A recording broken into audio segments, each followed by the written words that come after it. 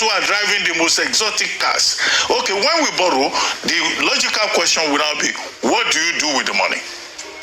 Because, okay, the debt management office says, in terms of ratio, that our debt is even still one of the lowest in the whole of Africa, and it is sustainable. But the people are, skeptical, because they will say, what are you doing with the money?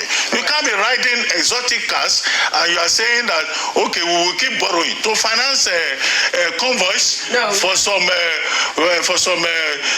pampered people who got to positions on the basis of Peter's principle. That is the issue. And then you go to the central bank.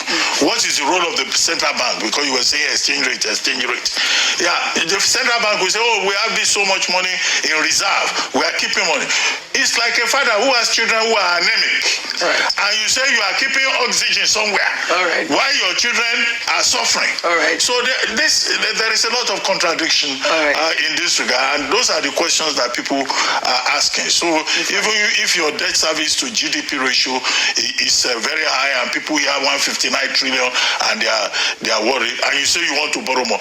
Okay, they will say, what are you doing with the borrowing? The crude oil, excess crude account, all the money that is coming, what are we doing with it? Those are the we just see people in the corridors of power living big. We cannot be borrowing for consumption. They're saying we should go to the next story, but I know you want to know. No, go ahead. It has nothing to do with this. Okay. So go ahead. So real quickly, until we understand that there's been very terrible economic management, we'll never move forward.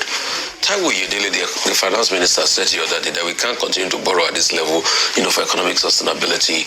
And the truth is, I just pray they don't remove him after what he has said, but that's the true reality.